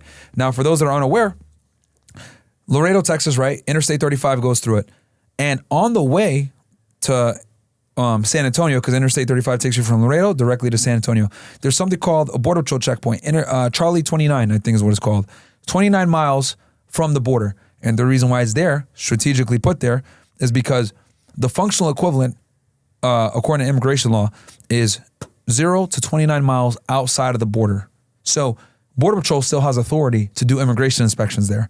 So everyone that comes through the Border Patrol checkpoint, they're asking them, hey, are you a U.S. citizen? Blah, blah, blah. Yes, you are, and they go through. But while they're asking this question, they're running canines on the car, etc. And if they smell humans, they'll stop it. And if they catch illegal aliens, then they'll arrest them for human smuggling, right? Mm-hmm. So I'm literally dropping this guy off at the Webb County Jail. They call me, oh yeah, we got a guy here with 11 illegal aliens. Oh shit, we're at checkpoint 29. Fuck. So I got to drive 30 miles north to the checkpoint, right up there. I get there, guy's there, I remember his Pentojo, some shit like that, talking to him. And as I'm there at the fucking checkpoint, mind you, I still got to do paperwork for the fucking first guy arrested, of criminal complaint, a whole arrest package, right? Because I got to be at court the next day. Initial appearance at 9 a.m. It's already like 10, 11 p.m. now, right? Talking to this guy. While I'm there interviewing him, well, mind you, by the way, you have to talk to the illegal aliens that they smuggled as well, because they're all witnesses. You have to talk to not just him, which takes an hour or 2 hours to talk to his ass to get a confession. Now you got to talk to the illegal migrants that were smuggled by him. Where'd you come from? How much did you pay? Where was your final destination? You have to ask them all these questions, right? Because each one of them is a witness in the criminal case. And then you have to take 2 or 3 of them and keep them as what's called a material witness. So not only do you arrest the main guy, you got to take 2 or 3 witnesses and throw them in the jail, the Webb County jail as well as material witnesses, right? So I took Leo Bardo and 2 or 3 guys from his load to the jail. Now I'm there dealing with Pentojo and his fucking people, and I'm there interviewing them. I'll never forget this shit. 2 Border Patrol just come in with this fucking guy, right? Like in cuffs. Yeah, this fucking guy punched us. I'm like, what the fuck? So at the time, this is back in 2014, it was like a trend to go through checkpoints and not answer the question when Border Patrol asks you, of what citizen are you? So the fucking guy, idiot, he's like from somewhere in Europe. He's a green card holder. Motherfucker, you gotta answer the question. You're not a U.S. citizen. He, instead of like answering the question, he's like, this is an illegal checkpoint. I'm not answering your questions. Well, when you do that, you're violating the law, impeding official duties of a federal agent. Mm-hmm. And he like fucking like punched one of the Border Patrol agents. So they bring his ass in, screaming at him, you motherfucker, blah, blah, blah, because he like punched them. Him and this other guy, I forget where they're from. They're like from Romania or some Eastern European country. These two fucking guys, green. One was a visa holder, the other one was like green card holder. And they're like, we don't need to answer your questions. This is an illegal checkpoint. Trying to be funny, trying to go viral on YouTube. And they punch him and I'm like, what the fuck? So they throw his ass in the cell next to fucking Pantojos. I'm talking to him. I'm like, oh my God. So now I know I got another case. And obviously the Border Patrol agents are pissed. They're like, bro, this guy fucking assaulted us, blah, blah. They got it all on video. So I'm the investigator, right? I'm there. I'm not going to be like, I'm not going to fucking take it. I'm like, all right, let me call the AUSA, see if I can get concurrence. Call the AUSA. Yeah, this fun guy punched it. I'm here right now dealing with what case with this fucking guy with 11 illegal aliens. He's confessing. And I got these fucking 2 European motherfuckers that like decided to punch a Border Patrol agent and not answer questions. Yeah, we'll take both cases. And it, mind you, it's like 1 o'clock in the morning right now, by the way. It's like 1 or 2 a.m. Call the head of AUSA. Yeah, I got this. Yeah, okay, it's fine. All right, yeah, we'll take it. All right, cool. So I take Pantojo and 2 or 3 of his people, and then these fucking dumbasses that don't want to answer questions, right? They got these accents, right? Because I go in there and I go ask, so I'm done with Pantojo. They're cuffed up and ready to go to the jail. Now I go deal with these 2 knuckleheads. Hey, Special Agent Amufredo, blah, blah, blah. Oh, I'm not talking to you. I want a lawyer. All right, cool. Awesome. Makes it easier for me, buddy. Cool. Go talk to the other guy. Hey, what are you guys doing today? Fuck you, man. We're not going to talk to you, bro. We want a lawyer. I know what this is. I want a lawyer. I know my rights. Okay, buddy. Okay. Cuff them up. Take all of them to the fucking jail. The fucking Pantojo and the illegal aliens and these fucking Eastern European guys that didn't want to answer questions. And then Leo Barto's still there too. So now I got to go to I got to write up 3 criminal complaints, affidavits, all the arrest paperwork. Because mind you, I got to do the AUSA paperwork, the marshal's paperwork. Then I also got to do the Webb County Sheriff's Office paperwork because they have, because it's the jail, but the marshal's like contract with them. Kind of like similar to what you dealt with Wyatt. Mm-hmm. Same thing. So I'm writing all this paperwork and shit like that. Bro, it's like 5, 6 in the morning. I'm like, oh, fuck. So I send all the paperwork over, go home, don't sleep, just shower, put on a suit, go to the fucking courthouse, meet with the judge. He's there. Okay, do you swear everything is true and correct to the best of your knowledge? Yes. Boom. Sign affidavits for all the criminal complaints. Go into the courtroom, wait, and then they bring all their asses in. Mind you, every agency is there. I'm there. DEA is there. FBI is there. Border Patrol is there because the border's so fucking busy. Everyone's getting arrested. DEA caught a guy with smuggling weed the night before, right? The FBI arrested some fucking corrupt sheriff's deputy or some shit or whatever the fuck they're there for. Bank robbery, I don't know. And we're all just sitting there in our fucking suits like, what are you here for? Oh, yeah, I'm here for this. What are you here for? Oh, yeah. ATF's there. A guy fell in a car with a gun. You know, we're all just sitting there in our fucking monkey suits at 9 o'clock in the morning. No, everyone's tired. Everyone's been working the whole night, right? From all the agencies because the border's so fucking crazy. Laredo's one of the busiest judicial offices in the fucking country. And there's like, mind you, I remember I'd be at initial appearance sometimes. There'd be like 100 motherfuckers in there. I kid you not, Ian. 100 fucking defendants. Because Border Patrol catches a bunch of these illegal aliens that try to come in, and it's their second or third time trying to come in. 1326. 8 U.S.C. 1326, illegal reentry. That's a felony. So Border Patrol brings in their fucking, 50, 70 bodies of people that came in illegally or sometimes they would charge them 1325 as well, which is you come in normally it's like on the second time they do it, they'll give them the first time you come in, like get the fuck out of here, expedited removal. Second time they hit them with a 1325, which is like a bullshit misdemeanor, but they still arrest them for it to kind of set a precedence. And then I'm in there and everybody else is in there. So you're sitting there for like 2-3 hours for initial appearance. It's supposed to be at 9 o'clock. You don't get out till like 11. So I worked the whole night, didn't sleep. Fucking Pinto, Leo Bardo, I'm waiting for them to fucking go through. But Border Patrol puts their people first. So you got to wait until they put their 100 motherfuckers through. And you're like, oh my God. You're just sitting there waiting for Pinto and Leo Bardo, right, to go through. And then the fucking... and this hit the news, so I can say the two names, Ashat Evenxium, and then some like Avenxium and then like A-Shot, the two idiots, the Europeans that didn't want to fucking answer the questions, waiting for their dumbasses to go through as well. You know, because the judge brings them in, hey, you're being charged with alien smuggling, or you're being charged with impeding a federal official, right? And you got to wait there until your guy is done, until the judge says you're remanded to the marshals, you can't leave. Because technically, that's your prisoner. Wow. So he sat there until like 11 o'clock, didn't sleep the night before. And bro, had many nights like that on the border. Dude, you live such a different life now. Whole other world. Now I'm yelling at bitches. So where do you go next from here? Like you have the podcast, you're doing your thing. What's next for you?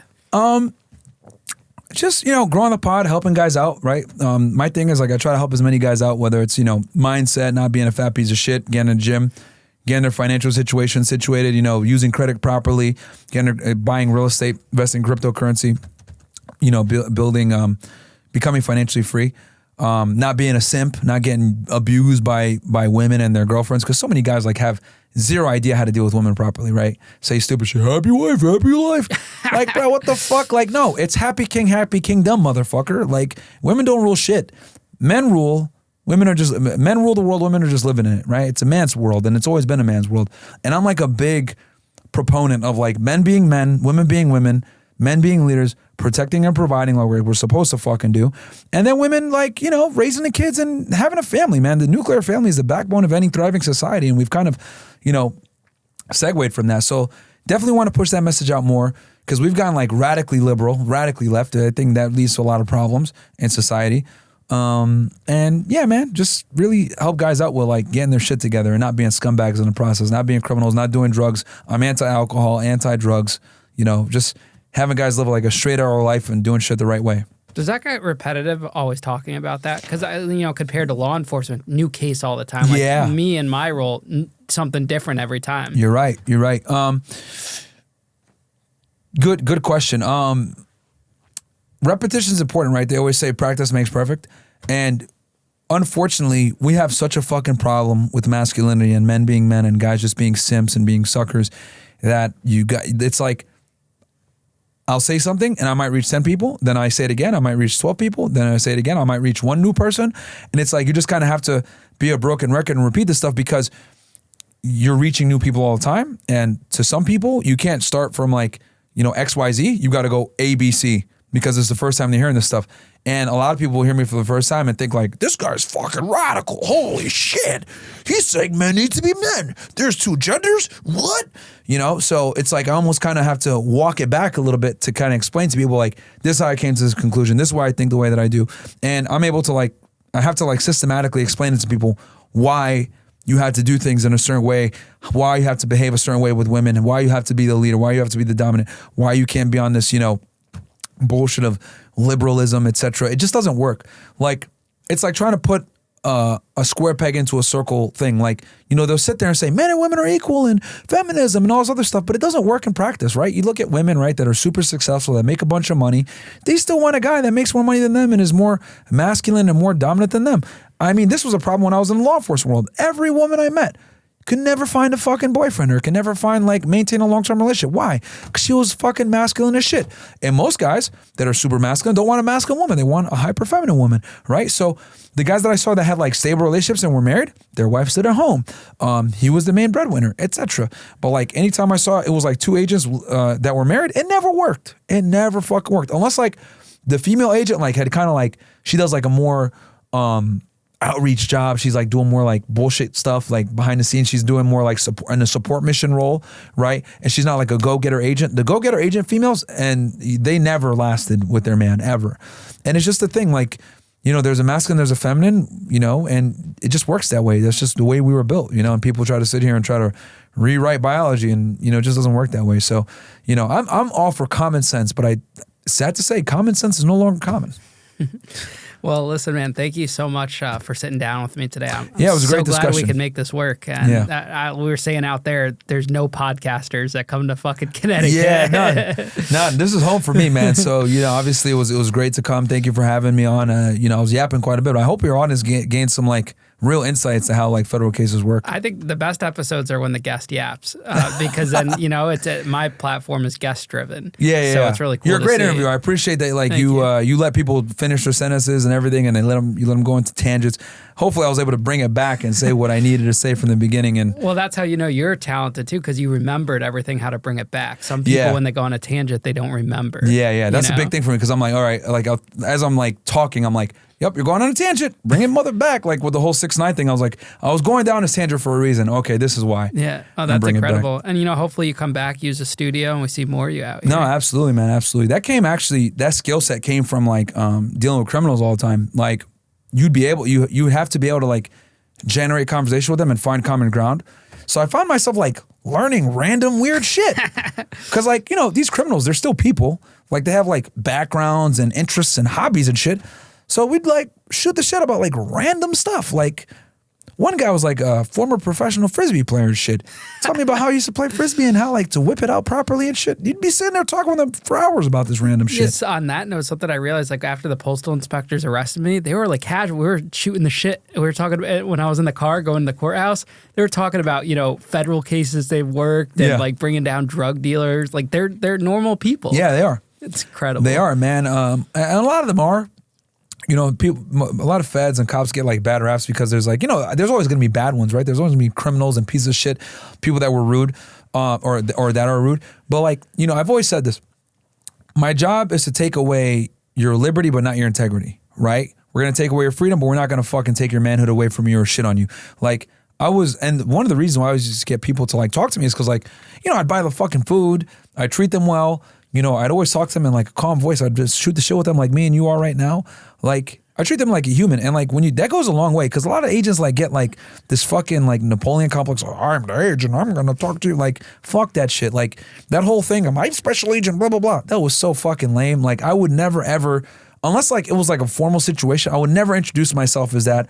I'd show my creds quick as fuck and put it back up, and I'd like just talk to them like normal, right? This whole like thing about the movies of wearing a suit and talking all formal, fuck that. That's bullshit. You don't get far doing that shit, man. Like I used to wear jeans and t-shirts to work every day. Like I never wore like suits or shirts and ties. The only time I would do that shit is to court. And I remember, it's funny, like the guys I work with, like if you showed up in a suit, they'd make fun of you. They said, get the fuck out of here, buddy. Like FBI, they wear suits, that's why I make fun of them. But anyone that's like on the street really fucking working, bro, you ain't never gonna get by wearing a fucking shirt and tie. You fucking stupid. T-shirts, jeans, sneakers, look like you're normal. You never know when you get called out to do some surveillance and shit. You gotta be out in public. Like, dude, plain clothes, man. Yeah. Well, thank you again, man, and safe travels back. Thank you for having me, Ian.